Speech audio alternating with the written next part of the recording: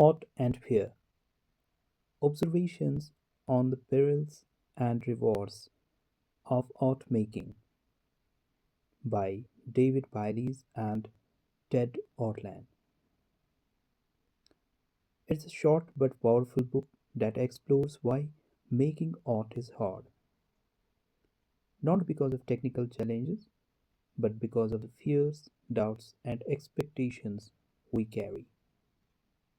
The authors talk directly to artists, writers, musicians, and creators of all kinds. Here is a detailed summary for you. Chapter 1. Chapter 1 of Art and Fear opens the book with a single, compact lesson that the authors turn to again and again. Making art is difficult mostly because of the fears and habits around it, and the simplest cure is sustained, repeated doing. Artists fail and stagnate, not mainly because of lack of talent, but because fear, perfectionism, comparison, worry about audience stops them from producing the steady, imperfect work that leads to improvement. The opening anecdote: authors begin with a ceramics class anecdote. In a semester long class, most successful pots came from just a couple of students. Those students were not necessarily more gifted, they simply produced many more pots.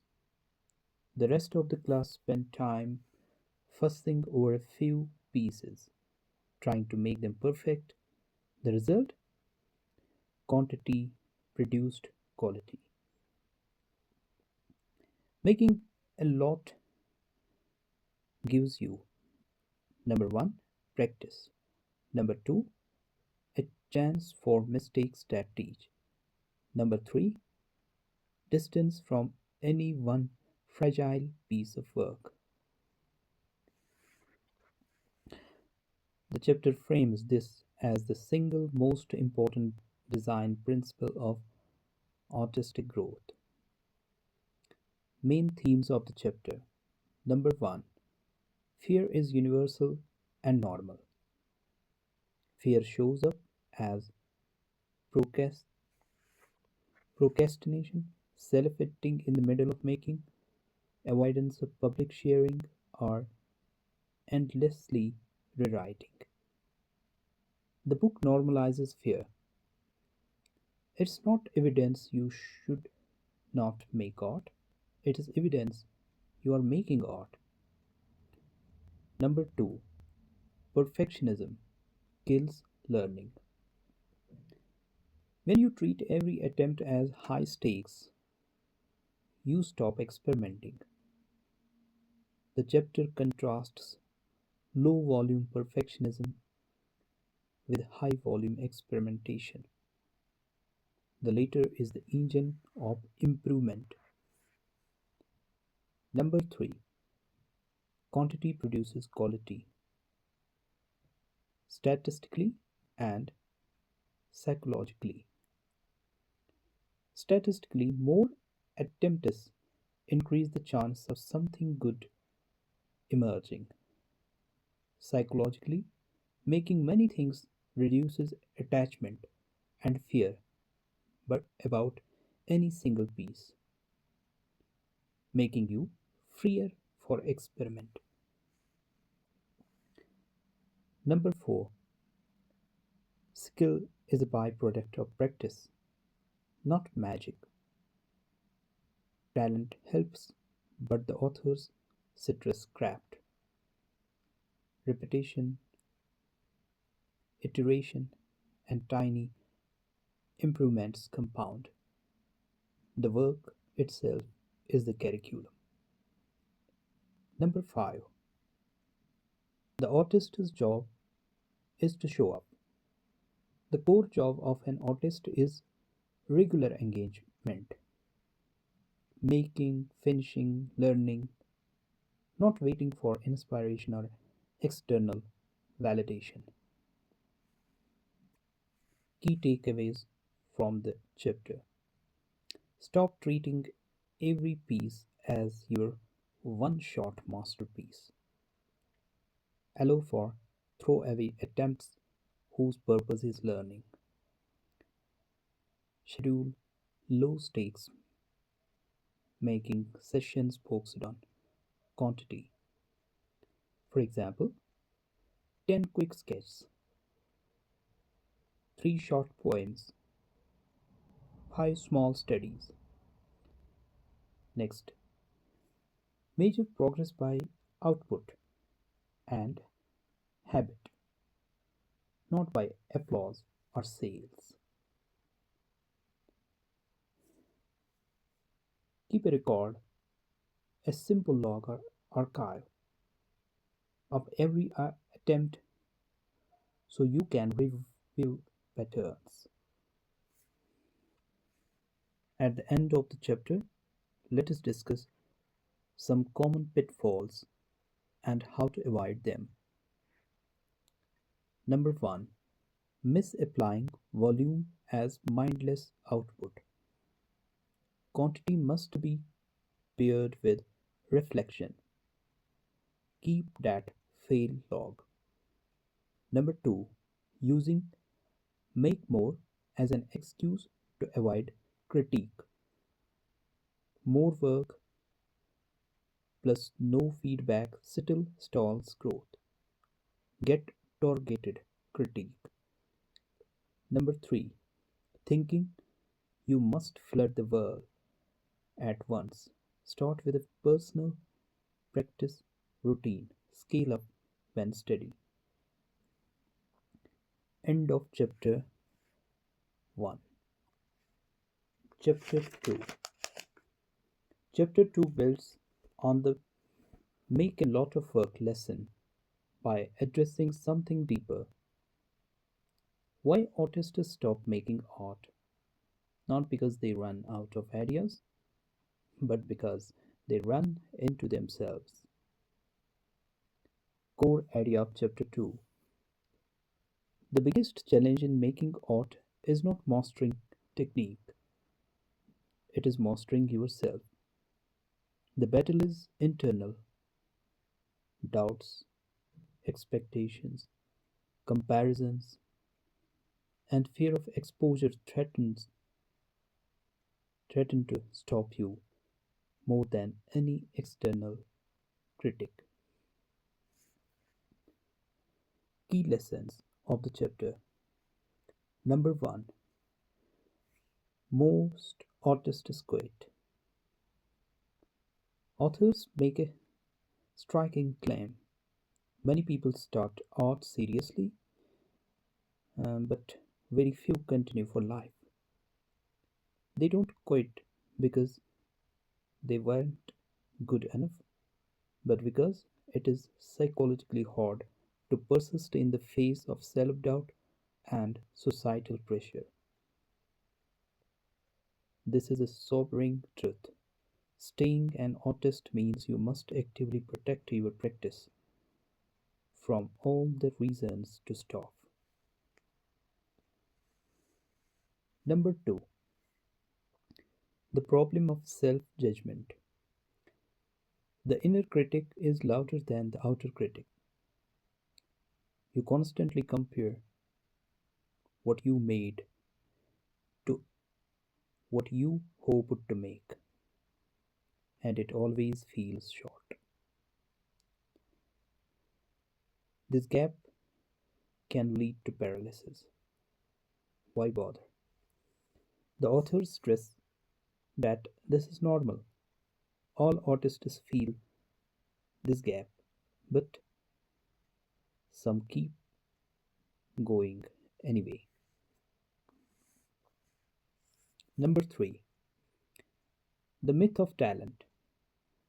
Talent is not what determines who succeeds. Many highly talented people still quit. because talent alone can't shield you from fear.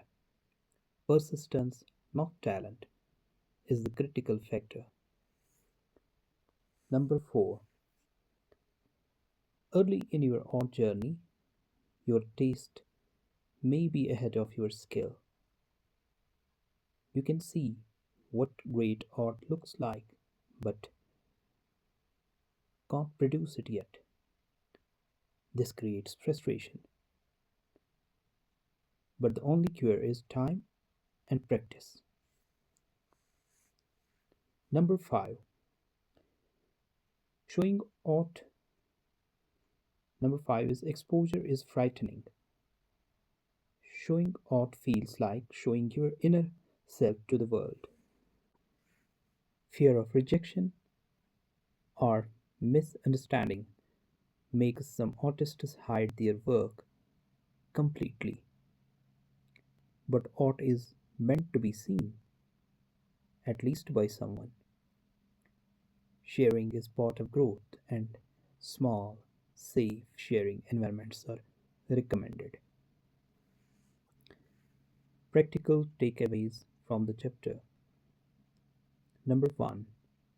Expect the struggle. Don't panic when you feel blocked, discouraged, or disappointed with your work.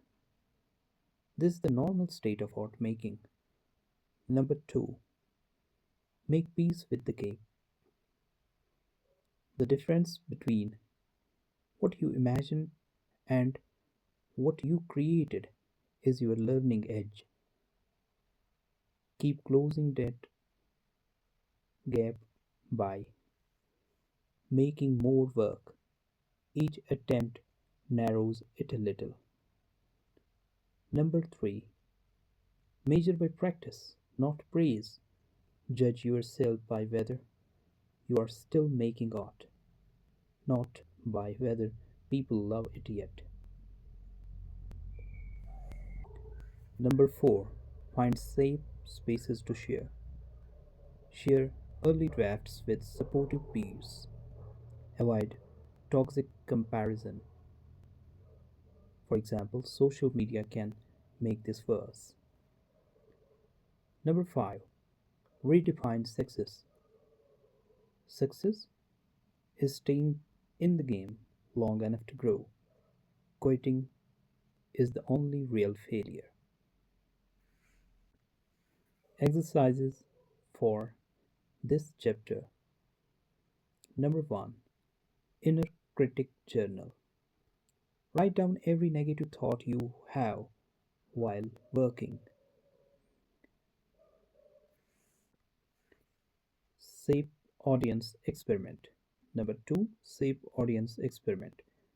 Pick one piece and share it with just one trusted friend. Ask only one question. What stands out to you? Number 3. Gap visualization. Take your favorite masterwork and put it next to your own piece. Instead of feeling bad, write down specific differences: composition, detail, flow, etc. Choose one difference to practice deliberately next time. Number 4. Persistence tracker. For 1 month, track the days you showed up to make art. Aim for consistency. Missing fewer than 3 days per month is the goal. Common pitfalls and how to avoid them. Taking criticism personally. Separate feedback on the work from your worth as a person. Taking criticism personally. Separate feedback on the work from your worth as a person. Number 2. Over isolation. Not sharing work at all prevents valuable feedback loops. Number 3. Giving up too early.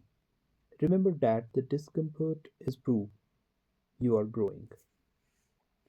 End of chapter 2. Chapter 3. This chapter goes one step further.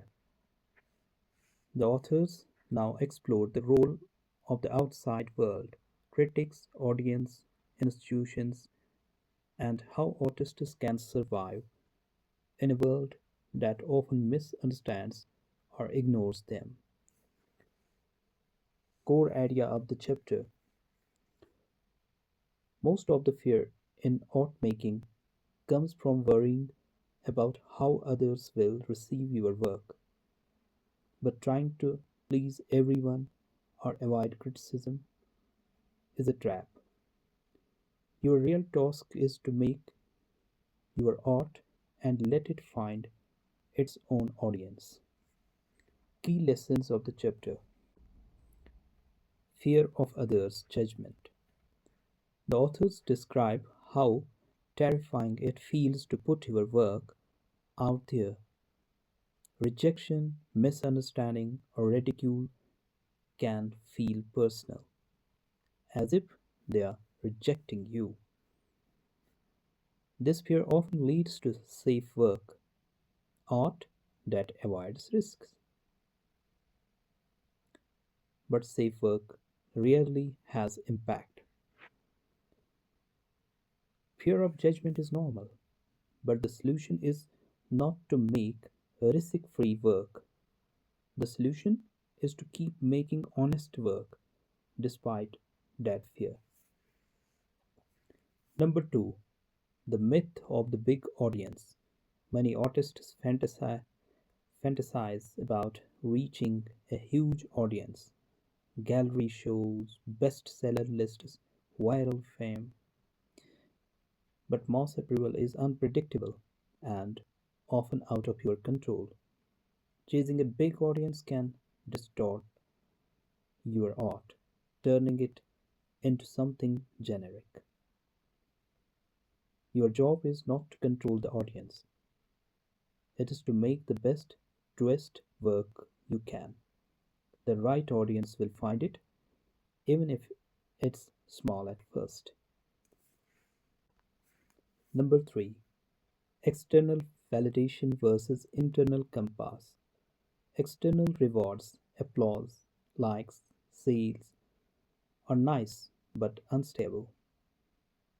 If you tie your motivation to these rewards, you will lose heart when they disappear. Instead, use your internal compass. Make work you believe in, whether or not it is fashionable. Number four, art is a conversation. Art is not made in a vacuum. You are in conversation with other artists, traditions, and viewers. But the conversation should be genuine, not desperate for approval. Number five, the risk of over listening. Too much attention to critics can paralyze you or push you into making what we say committee approved work. Listen to feedback selectively. Look for what helps your growth. Ignore what just reflects taste. Practical takeaways from the chapter. Number one, define your true audience. You don't have to please everyone. Focus on the people who truly care about your kind of work. Number two, learn to filter feedback.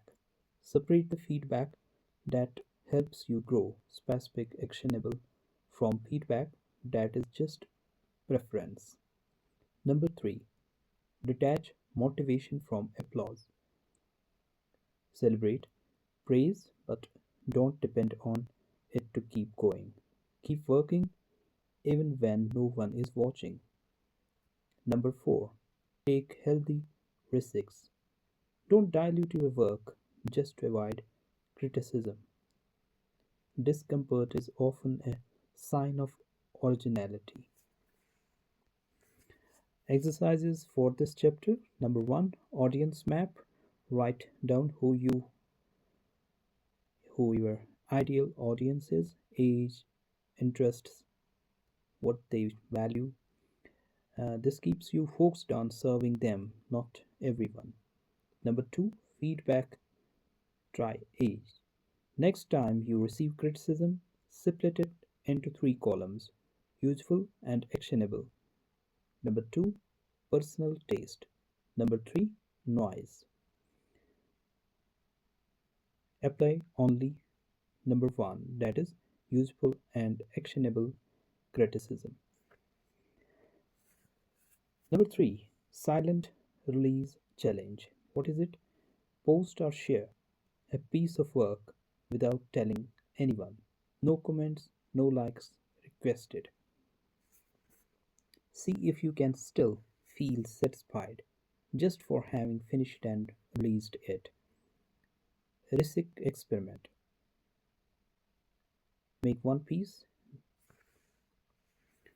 that may feel scary, too personal, too much. Don't censor yourself. Share it with one safe person. Common pitfalls and how to avoid them. Number one is people pleasing. Making only what others approve of leads to hollow work. Number two, overreacting to criticism. One negative comment can make you abandon promising directions. Number three, chasing trends. Trying to follow the market can kill your originality and long term growth. End of chapter 3. Chapter 4, Materials and Process. This chapter shifts from the psychological to the practical reality of art making, dealing with materials, process, and the limits of physical world. Authors argue that the very constraints that frustrate artists are also what make art possible. Core idea of the chapter: art is grounded in the real world, real materials, real time, real bodies. Instead of resent, instead of resenting these limits, learn to embrace them because they shape your work and make it concrete. Key lessons from the chapter. Number one, the work emerges from the materials. The process of working with materials, paint, clay, words, sounds, teaches you what is possible. Great art doesn't come from perfect mental ideas, it comes from interactions with the medium. Insight: you discover what you want to say by wrestling with the tools and constraints. Number two, ideas alone are not enough. Almost everyone has ideas. What matters is execution. The world rewards finished work, not just good intentions. Working artists don't wait for inspiration, they start working, and inspiration shows up during the process. Number three, limitations are liberating. Materials impose natural limits: word count, budget, skill level, etc. Limits narrow infinite choices and give you something to push against. This can be freeing. Without limits, you might feel paralyzed by too many options. Number 4, the myth of the perfect conditions. Waiting for the perfect studio, perfect tools, or perfect free time is a trap.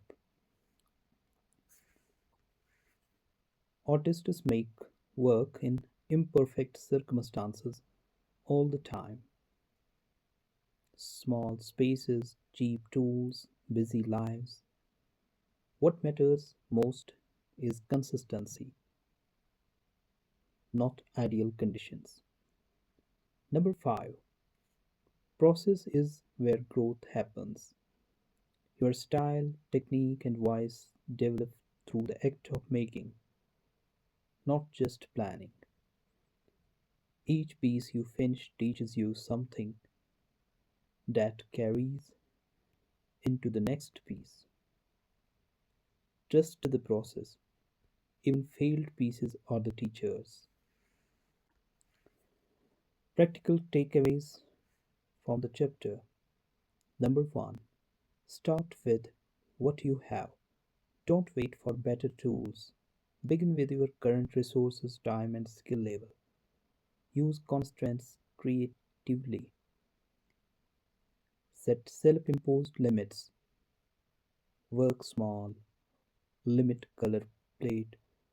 Use a word count. See how constraints force innovation. Number 3, make art regularly. Build a daily, weekly habit of showing up. Inspiration Inspiration grows from routine. Treat each piece as a step. Don't expect a masterpiece every time. Each work is a part of a chain of learning. Exercises for this chapter. Tool inventory.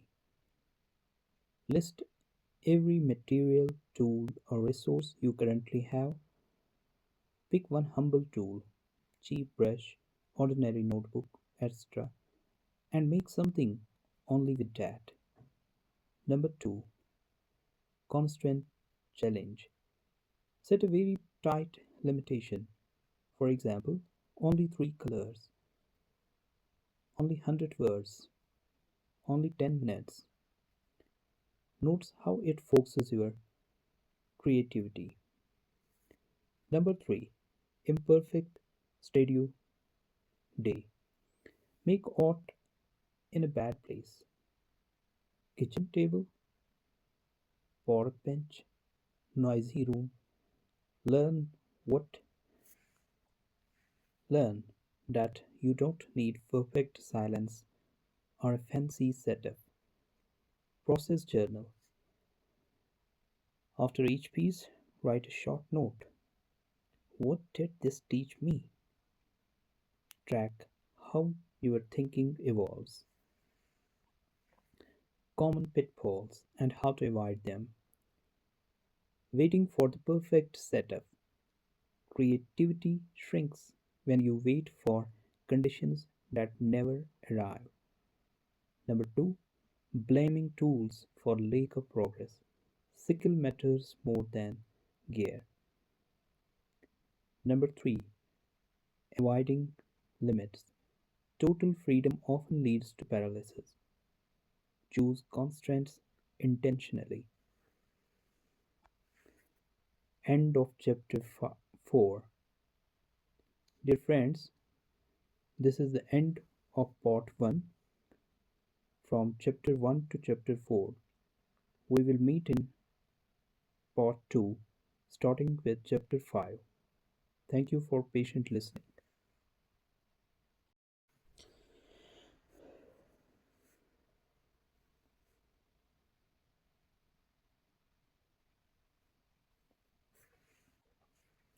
Art and fear. Observations on the